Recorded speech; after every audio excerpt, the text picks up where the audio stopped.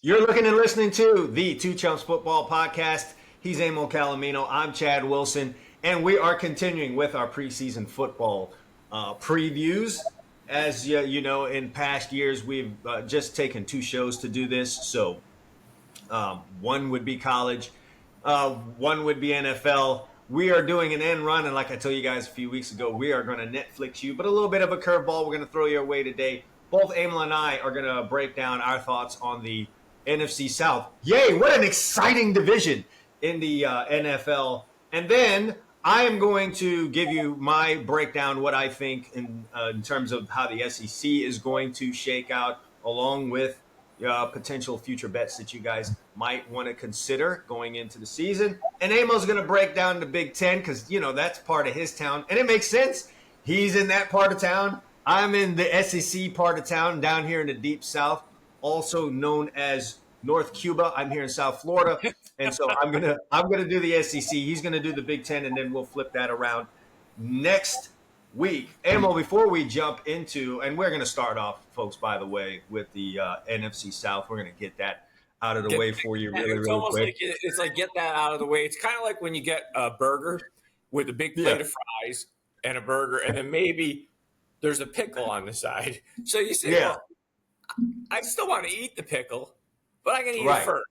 I'm going to say, we're going to knock that out. We're going to knock that out for you right away for you folks. So, Emil, I just want to get this off my mind really quick. I have to be – listen, I want to tell you this.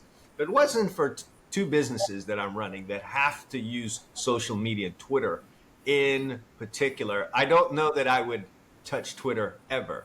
It's just a bastion of misinformation, insanity, hyperbole, just everything that you could get. Don't leave all that. Anger, pissed, especially during this time of year when we're heading into an election. There's all kinds of propaganda. It's just unreal. Plus, Elon Musk has taken over the platform. So now the comments section is awash with propaganda ads. Like if you look on a popular video maybe that may have been posted, a viral video per se, or a viral tweet, when you go into that comment section, the first 20 comments have nothing to do with the video or the tweet. Because they know it's a viral video, so they're popping ads in there. Oh, it's just unreal, and it's just ridiculous. So as it pertains to the NFL, the hype that goes on for rookies in training camps is unreal. In particular, I'm watching what's being done with the hype of Malik Neighbors, the first-round wide receiver selected by the New York Giants, is unreal. It reminds me of Sauce Gardner going to the New York Jets a couple of years ago. Sauce Gardner is obviously a very good player, but the hype that he got going into that rookie year and continues to get exceeds the abilities of the player. Not by a lot, but it's a New York thing, I guess, because if you watch Twitter, Malik Neighbors is going for 2,000 this year. Jerry Rice, watch out for all of your single-season records. Malik Neighbors is coming for them, even with the fact that Daniel Jones is his quarterback. And that's did Dan Marino jump in the fountain of youth and go sign with the Giants? He's catching passes from Dan Elway, Montana, because he's going to catch 30 touchdown passes and have 2,000-plus yards this year. On top of that, you're going to get a kick out of this, Emil.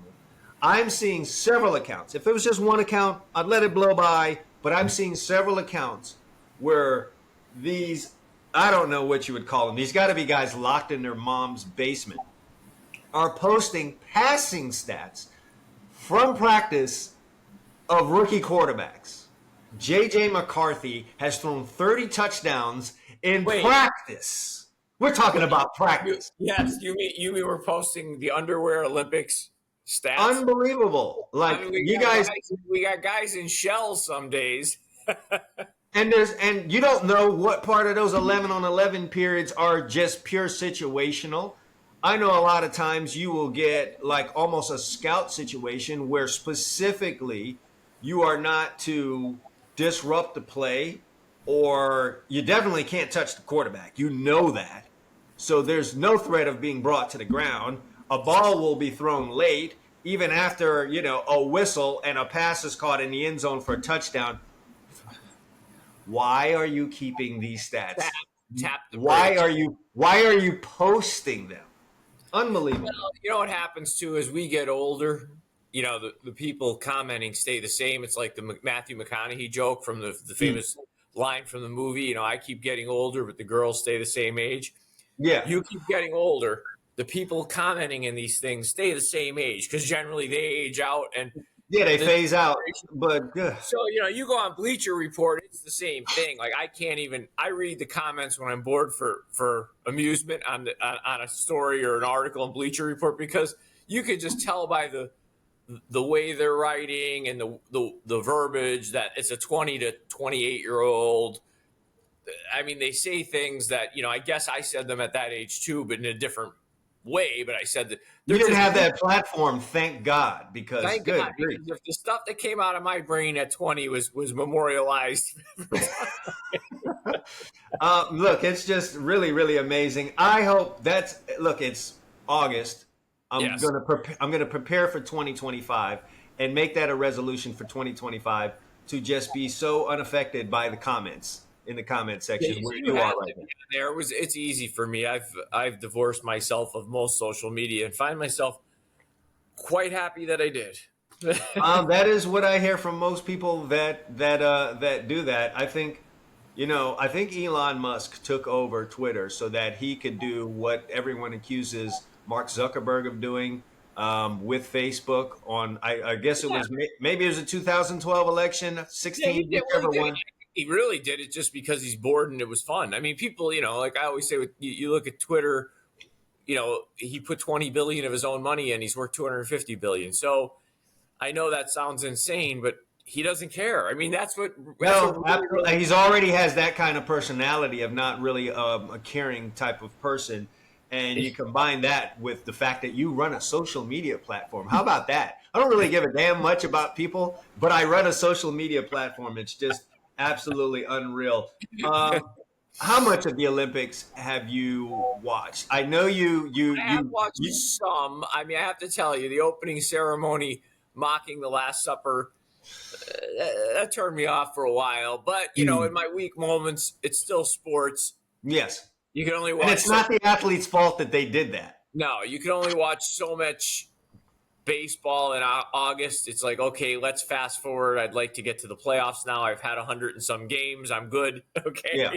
Yeah, so, I've never been one to watch the opening ceremonies. I think the only one I can remember watching was Muhammad Ali lighting the torch. Yeah, I haven't watched many in my life, so I just didn't like the spirit of that. But I did watch, and I don't know her name. I'm ashamed of this. She has a double name, her maiden name and her husband's name.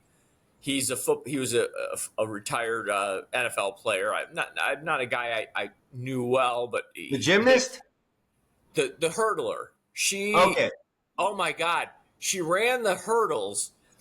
Her hurdle time would have been second in her 400 hurdle time.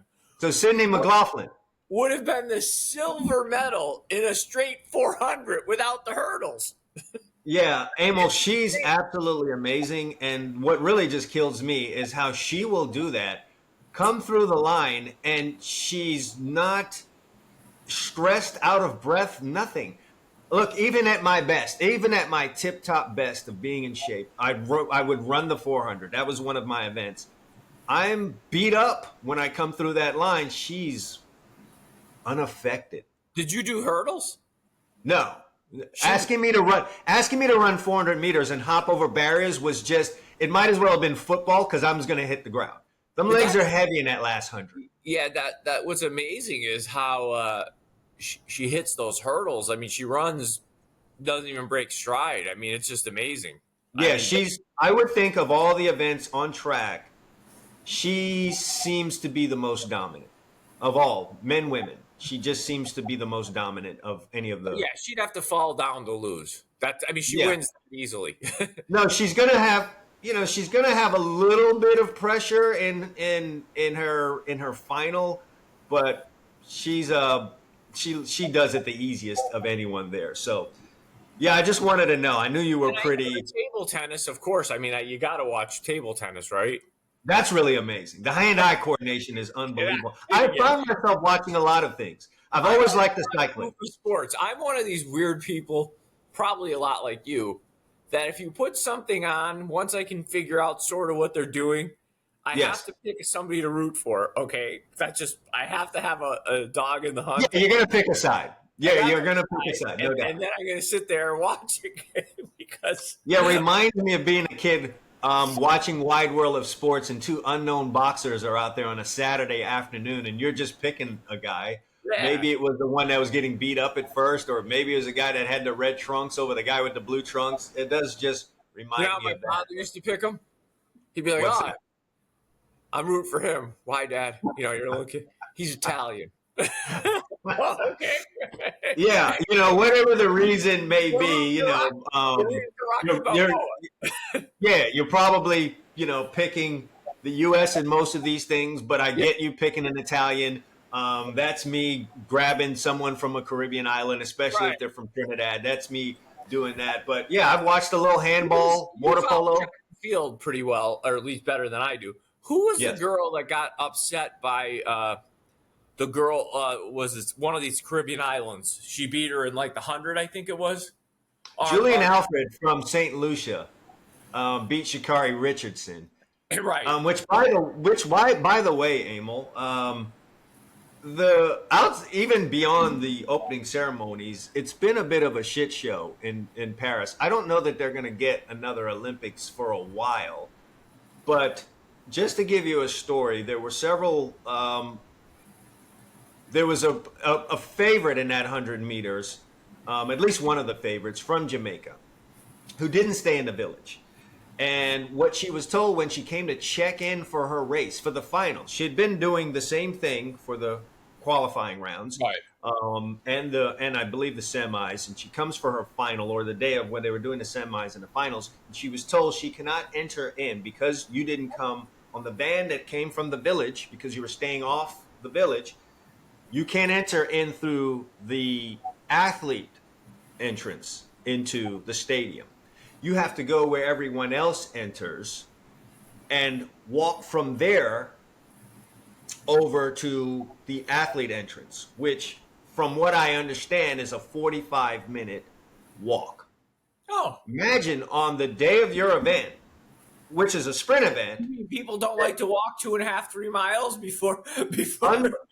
Yeah, and not to mention the time it's going to cut out of your warm up, and we're talking about a 100-meter sprint where the warm up is everything. You could pull everything in a sprint like that. You're moving at ungodly speeds. She chose to step out. She decided not to run because of that. Sha'Carri Richardson, who has never obtained gold, decided to.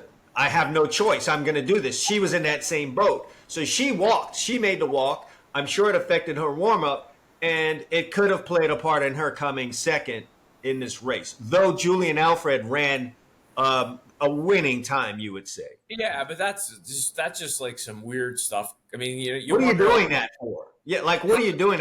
Calling officials. Like somebody make a call here.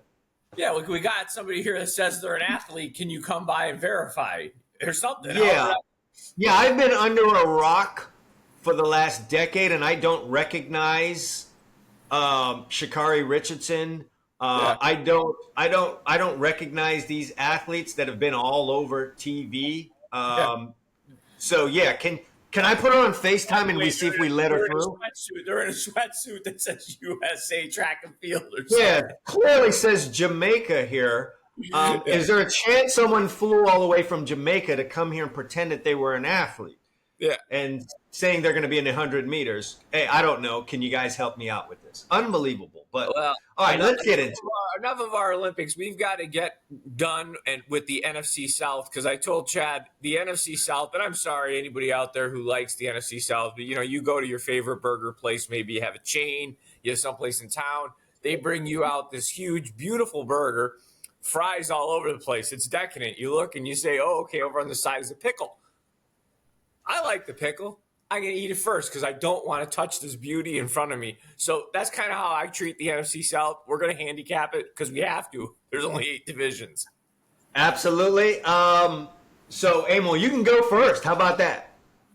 Okay, to me, I don't like the hype train surrounding the Atlanta Falcons. Okay, I knew you were going there, my friend. you've got a 35-year-old quarterback coming off an Achilles injury, which is one of the more difficult injuries, especially in sports like football or any sport, but in explosive sports. He was already a guy who I always considered an accumulator. Kirk Cousins is the consummate accumulator. Like his games, like last year, I think it was against the Eagles. I think I was texting you. He was with the Vikings, threw 2 picks early, got his team behind about 17-0. Then he'll dink and dunk all day. He'll throw for 350 yards. His team, of course, loses the game 34-28 because that's what he does. That's Kirk Cousins. I'm going to stick in this division with Baker Mayfield. I mean, You're saying he's a stat aggregator. yeah, I'm not a big Cousins guy. I've seen that act way too long. I've seen him do it when he's with the former team known as the Redskins, when he used to play my Cowboys. He ran the clock out one Thanksgiving down 9. He went on a 9-minute drive of 5-yard passes. By the time they scored to make it 2, there was literally 35 seconds left. He did an 8-minute drive. That's your guy, man. There he is. Thank you, and recovered the onside kick, and that was it. I mean, oh, brother. So anyway, I'm going to stick with Tampa in this division.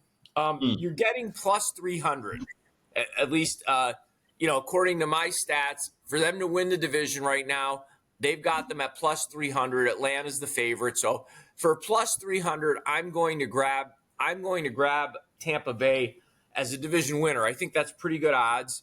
They were in the playoffs last year. I think the hype train is gone crazy in Atlanta. I've got Tampa Bay winning the division, though, at 9-8, okay? I don't think they're anything great. I've got Atlanta second, 8-9. The Saints, I don't know what the Saints are. I mean, they usually figure out a way to win a few ball games. I've got them at 7-10. And then I've got Carolina being absolutely horrible around 4-13. I found 2 over-unders, obviously telling you what I see this division being. I think Tampa's egregiously low at 7.5.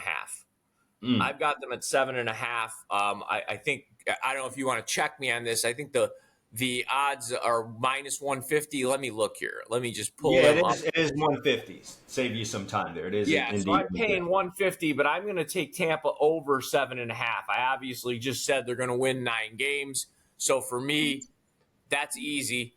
And then I'm getting plus money on this, and I really couldn't believe it when I saw it. I'm getting plus 120 on the Falcons under 9.5 wins. And, I don't know if someone's drinking in Vegas, or maybe I'm drinking because I'm not seeing the greatness that is the Atlanta Falcons, but I don't see them as coming close to 10 wins. So for me, under 9.5 is like what I think it's for me. This is one of the better bets for you folks out there, because we're giving you bets every show. But if I had a bet like, hey, I'm only going to make 1 or 2 over-under bets, I love under 9.5 on the Falcons with plus money. So that's how I see the NFC South. Yeah, and when we close out, when we round off each one of these, when we round off our college football previews, which will happen a week before the NFL, we will give you our top over/under and future plays. We'll do that also with the NFL. So I guess you're going to mark that down as one of your big ones. Yeah, I mean, I'm going to call this like these are we're doing a little bit of degenerate shows here in that if you need a lot of action, we're giving you several different wagers we like in these divisions. But yeah, we'll kind of focus it for you as we get at the end and summarize. Yeah, we will pare it down for you, tell you which ones we like the most. We see this division a little similar but different. Okay, I have the same record for the Tampa Bay Buccaneers that you have at 9-8. I have them finishing second, though. You're wondering what the New Orleans Saints are. I call them the division winners for this conference. I like them at 10-7. I think they play really good defense there. I think a second year in the fold for Derek Carr will work. Things will look a little better. He'll be a little easy into the things there because I happen to think Derek Carr is a good quarterback. I just, there was an adjustment period there for him last year that he won't have to deal with this year. So I like him there. Alvin Kamara is still on the football team. I think there's enough good stuff there in New Orleans amongst division foes that aren't very scary. So I think they can come out of their shell there. They've been a problem for the Buccaneers over the last few years, going back to even Tom Brady being there. So I've got them as the winners of this division at 10-7. I'm with you, man. I am not on the hype train. We talked about this preseason, especially when they signed Kirk Cousins to the big old contract. I've never really seen that there. The guy has one playoff win, and he spent the last few years in Minnesota with a better team, more weapons. I don't see how at this point, just juncture in his career, older, coming off of the worst injury you can have and still be alive in this game, and thinking that he's going to somehow get better with a lesser team from an offensive standpoint. So I'm just not seeing it. We see it exactly the same. I think they're an 8-9 football team. In my NFC South, that puts them as the third team in this division. And so, and then we have the same record for Carolina. I'm not expecting anything big out of Carolina. If they got 6 wins this year, I would call it a big victory in Carolina and say, hey, the program is on the move. But I think they're a 4-13 team. And so I happen to like really all of the over-unders for this division. So just going with wow. Listen, there's somebody at home who's really going to be having a lot of their bankroll tied up with you. Yeah, like I said, we'll pare this down at the end. But I like the Saints at plus 340 to win this division. I think those are great odds for a team that has a chance. A good bet. If you like the Saints that much, you're getting over 3-1 on your money. Wow. This will probably be, if not my best, maybe my second best. It's going to make my top 5 in terms of futures for divisions. And I'm writing all this down, by the way, for the folks out there wondering what I'm doing. I'm keeping track of this for us because we're going to summarize and at the end of the year tell you how we did and all this. So I'm assuming you like the over? For the New Orleans Saints, absolutely. If I like them at 10, I definitely like them at over 7.5. With the over-under, I try to get something that's going to give me plus odds, but this is just so far low, in my opinion. I'll take that at minus 130. I would say I like the Bucks over 7.5, but I've got to go minus 150 to do it. So I'm going to just kind of leave it off to not stress everyone's bankroll out there. But I am going to get plus odds for Atlanta being under 9.5. And I'm with you, Emil. I don't see 10 wins for this football team. So give me the plus 120 there. Carolina is 5.5. I don't see it, but you got to lay 120. You could do it if you've got a bankroll like that. But if I'm talking about my top 2, it is New Orleans over 7.5 because I've got them at 10 at minus 130, and then Atlanta under 9.5. I'm not buying the Kirk Cousins hype. Yeah, I mean, I think we see the division similarly. It's just we both have it. We have a little bit different read on the Saints, and like I could definitely see where you're coming from in terms of Derek Carr. I'm not an anti-Derek Carr guy. I think he gets a bad rap. I mean, playing with the Raiders is challenging. So, he's as some people are going to find out, it's an organization of clownery. I'm sad to say. So you have the odds in front of you. I'll give you what I see with the Big Ten, and then you could do the SEC. We'll summarize it. We'll flip it next show. I'll do my SEC. You do your Big Ten. Yeah, I don't have the odds in front of me. You've already capped it. So audience, I have them right in front of me. Let's see here. We got future odds here on the Big Ten, and there's nothing earth-shattering for me in the Big Ten. I have to be honest with you. I kind of think this is going to go according to the way I'm really interested in what you – I have a pretty good idea of who I think you're going to say will win this conference. But your top 5 I'm really interested in. Of course, I also really want to hear how you feel about your school, USC, in this conference. I think there's going to be a few smaller surprises. If you could, when I'm talking, pull up the over-under odds for me. I'm going to talk a little bit about the conference. First of all, to me, it's going to be kind of chalky at the top. I really, even though I don't consider myself much of an Ohio State fan, I generally like to see them lose. They don't do it very often recently, and I don't think they're going to do it much this year either. It's a ton of talent there. They've kept the recruiting pipeline going. They're plus. I think I've got them at plus 130 to win the conference, which is the lowest odds. You're getting a little bit over. I mean, there's 18 teams, so you're getting a little bit over even money. And I'm going to take Ohio State to win the Big. No surprise, win the Big Ten. I do have the conference being tied at the top for the regular season. That's what we're going. Obviously, I think they're going to win the championship. I have them and Oregon finishing 11-1. I think Oregon's going to have a strong club. They recruited well. They replaced the quarterback with Gabriel coming over from Oklahoma. He seemed to have it going on there, and he's going to be getting some weapons. Of course, the question becomes, how does that Oregon offense, how does that style translate into the Big Ten, where they do a lot of goofy plays and things that tend to be I'll call a little bit of chicanery, trickery, but they handled themselves very well against Ohio State a couple of years ago. So yeah, I mean, right now I have them at 11-1. Now here's where I think some goofy things might happen. I think Michigan's good. I have them like fifth. I think they're going to be 8-4. There's a lot going on at Michigan this year, and none of it's been good after the championship. Okay, for those of you who haven't followed along, we've kind of turned this into more of a gambling and analysis of sports versus commenting on sport. We talk a little bit about it, but in our old format, we probably would have spent 20, 30 minutes talking about what happened to Jim Harbaugh yesterday. He got a show cause penalty. Now, for those of you who don't understand NCAA penalties, that's about as bad as it gets for a coach. Right. In all the other, there's been very few cases. Very prohibitive if they're trying to coach college football. Yes. For 4 years, that means Jim Harbaugh cannot be hired by another school. That's how much wrongdoing they feel went on with Jim Harbaugh. We can argue about the NCAA. Chad and I generally aren't fans, but they've been hesitant in the last decade to hand out these type of penalties because it cooks the golden goose. They have no incentive to hurt one of their big programs. So I'm guessing there was How about them now coming with these penalties that he's left and Michigan is not a darling? Correct. Coincidence?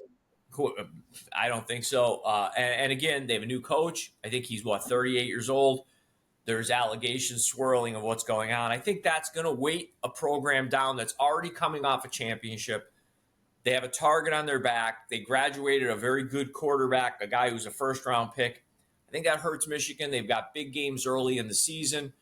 Texas, USC, probably take a loss somewhere there. Maybe, who knows?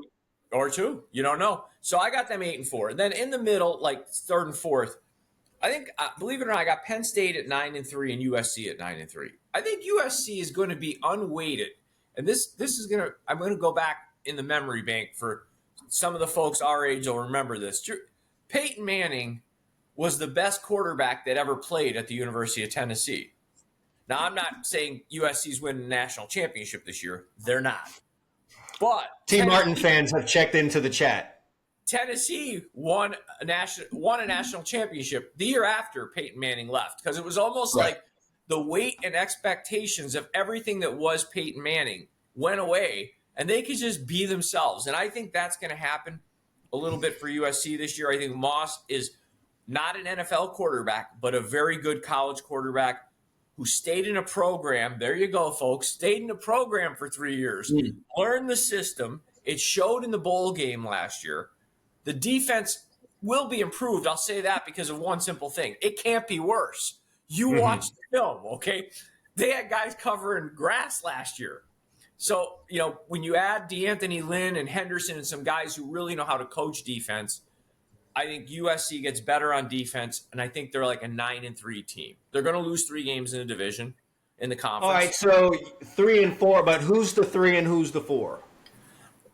Whoever. Nail it down, man. Nail it down. Listen, I'm going to go Penn State just based on pedigree and having been in the division. in the conference, and I'm going to put USC fourth at 9-3. Oh, look at him! What did they egg your house last year when you took a dump No, on Penn State for like the 10th year in a row?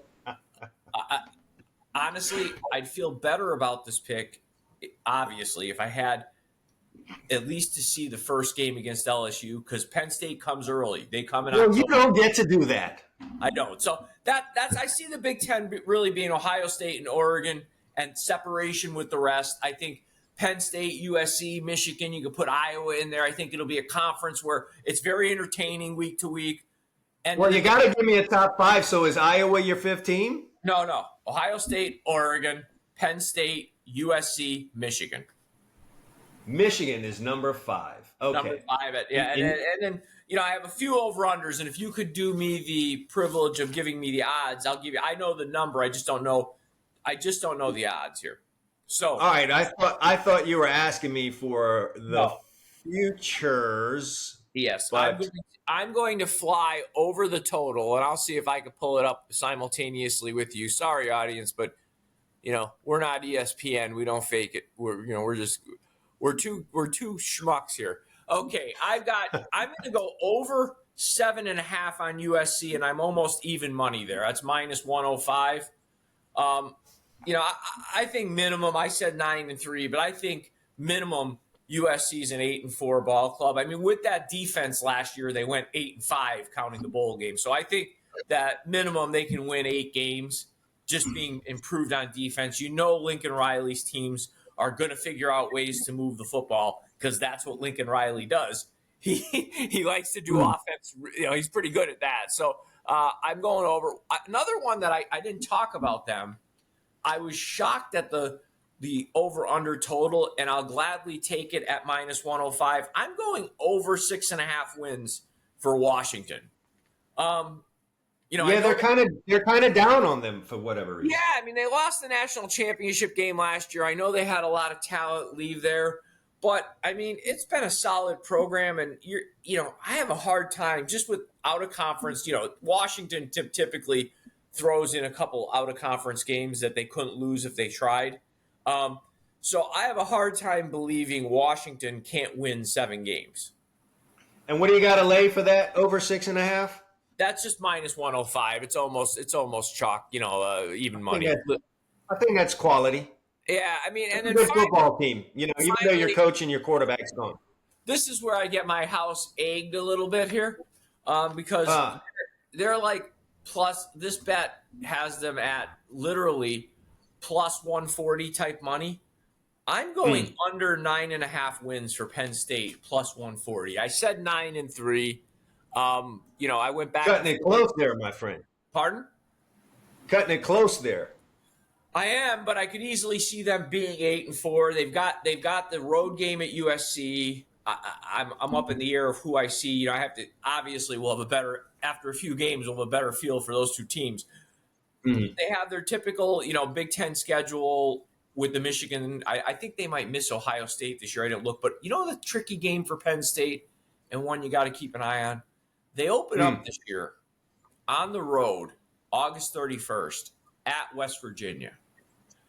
And those games when they've had them in the past have been intense. Yeah, well, that's an old school rivalry game from back in Penn State's independent days where West Virginia was on the schedule every year along with Pitt.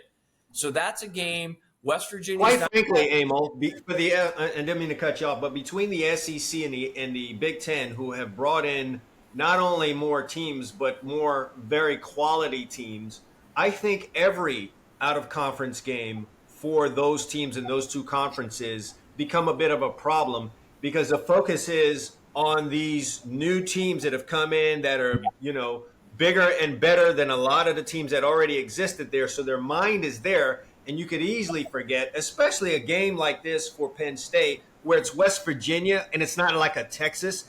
It's a West Virginia team that you could easily try to look past because USC and Washington and Oregon are in my conference now, and you can get it handed to you because West Virginia is going to fight to the death against Penn State. Oh, yeah. I mean, that game's going to mean a lot more to the – I mean, I shouldn't say it like that. I mean, but to the fan – No, but you wouldn't be wrong.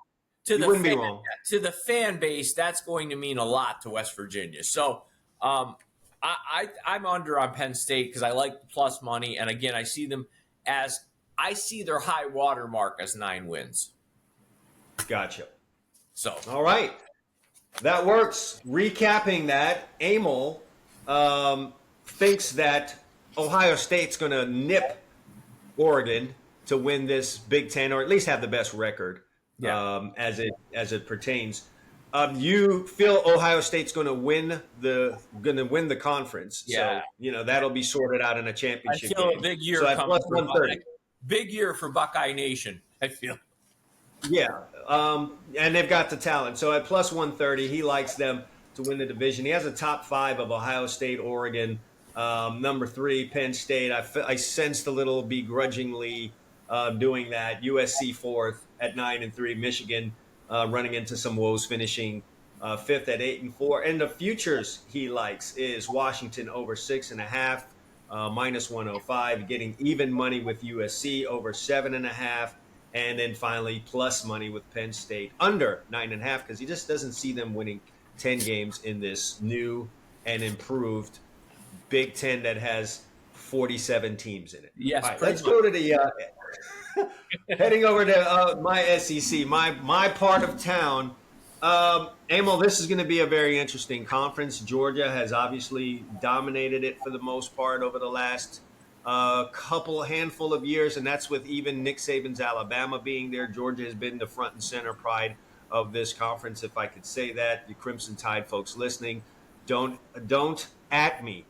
But nevertheless, I think that continues, but it gets tougher. All right, Texas is definitely on the move. I do have Georgia at the top of this conference at 11-1. I think Texas is a close second at 10-2. Third in this conference is I like Oklahoma. You know me. You can call me a Brent Venables homer. I'm seeing the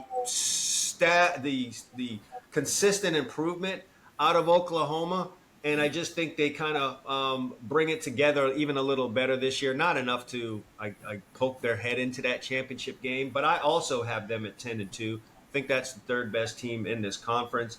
And then wait a second. I want to interrupt you. You got the two newcomers here in the top. I do. It's funny to me, and I'll let you continue, of course, but just a random thought: how college football fans, or at least from my seat, don't understand this. They'll say like, "This team's scared to go to this conference." Or like, I've always said this, right? Texas and Oklahoma, historically, have always had dudes, right? No different. Always. No difference than when we talked about USC going to the Big Ten and people are, they're scared to go to the Big Ten. Well, they've always had dudes. Yeah, and when those teams haven't won, it's really been about coaching, but they've always been able to get 4 and 5 stars in bunches. And guys that just looked like NFL players. So my point is you recruit to the conference you're in, right? The way, the style of play, because that's who most of your games are against. So as teams change conferences, their recruiting will improve, or at least improve in the areas, the good teams, the Texas, the Oklahomas, the USCs, the teams that are blue blood programs, they'll get guys to fit that conference. I mean, that's just the way it works. So to say that these two teams are going to come here and be trash in the SEC, and I'm glad you see it the same way I do. I never thought that was going to be the case. No, that's just SEC homers from the actual SEC states having a hard time with this coming in. It's going to infringe upon they're going to take the black jobs in the SEC. So that's what they're concerned about. It's just these are two tough teams. As a fan, I'm so excited about Saturdays anymore because I know this is non-traditional. So in a lot of ways we have to get used to it. But, man, these are like NFL-style college conferences now. Well, we're going to get some mega matchups. But, I think Texas and Oklahoma have it right at the coaching position. And they've always have the talent, as you said. So I think that's going to come together. And it's just going to be an uptick for them in terms of mentality because they are coming – they're actually new. They're not going to take anything for granted coming into this conference. So, I like Oklahoma at 3.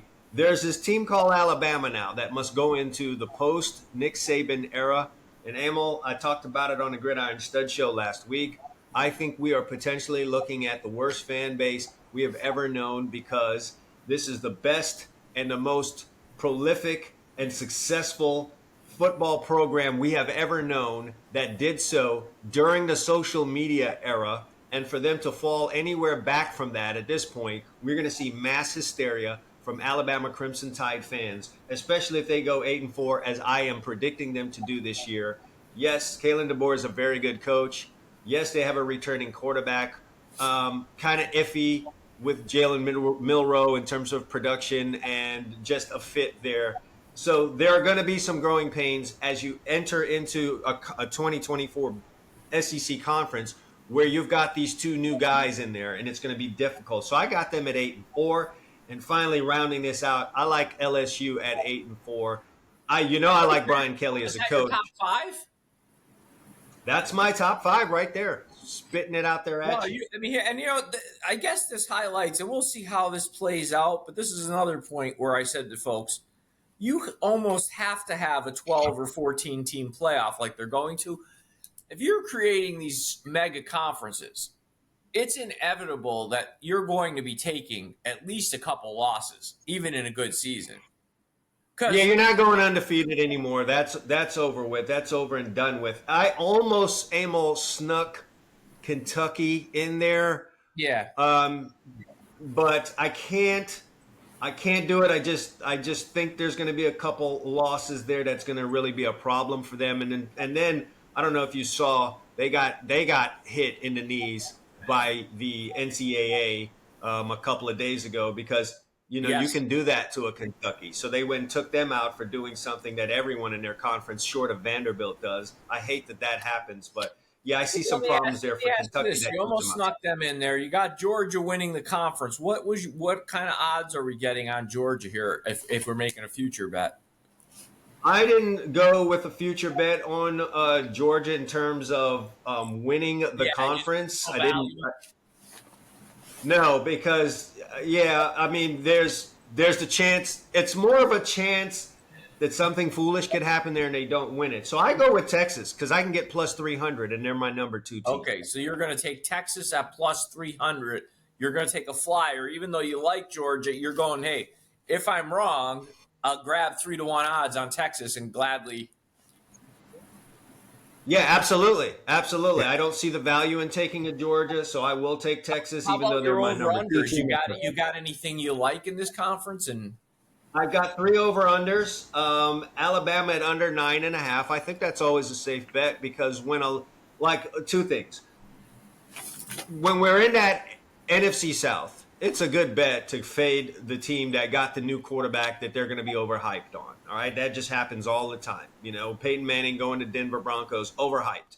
Right. So that was a good thing.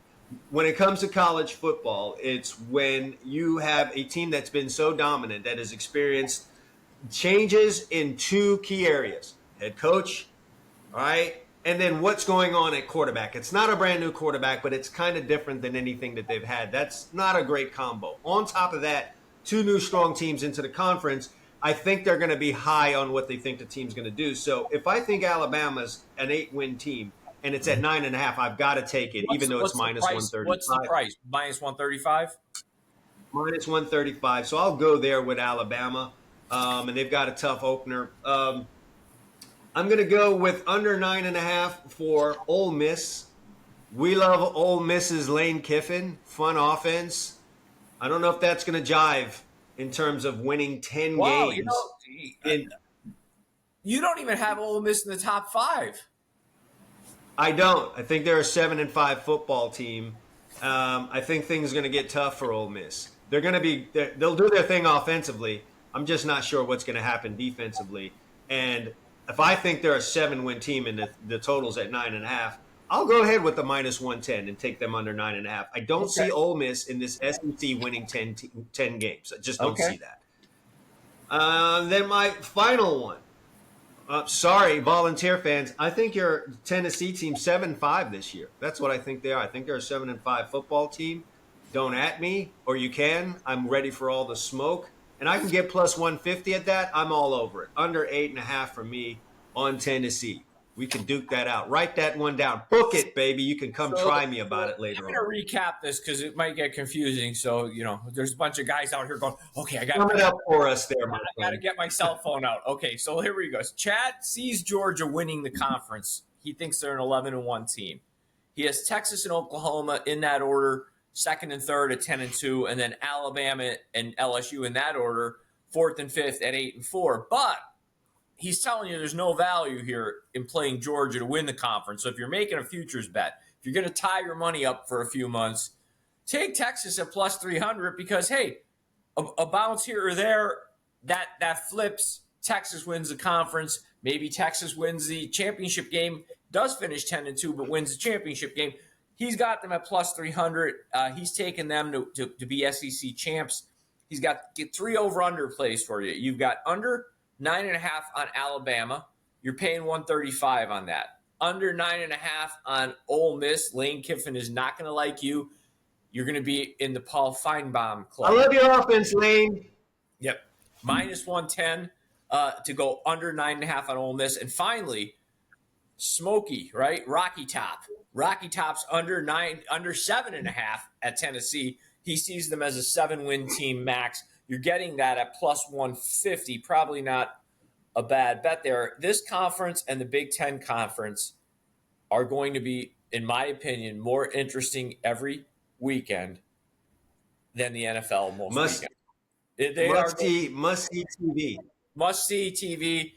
I think we're going to need that playoff because you're going to see as time goes on and these guys start properly analyzing college football, you're going to see 9-3 teams get invited because they're going to realize that team played a hellacious schedule and they're a very good team. And I think that's good in my mind, that's good for college football. I always felt the downside of college football in terms of fandom is your team would lose a game early and you'd feel like, well, we got no chance. Yeah. So there is a chance to battle back. I think there'll be a little bit more relenting on losses this year because of how these conferences are constructed. Well, that's how we see it. He gave you the Big Ten, I gave you the SEC, and we both gave you the NFC South. Next week, we are going AFC South.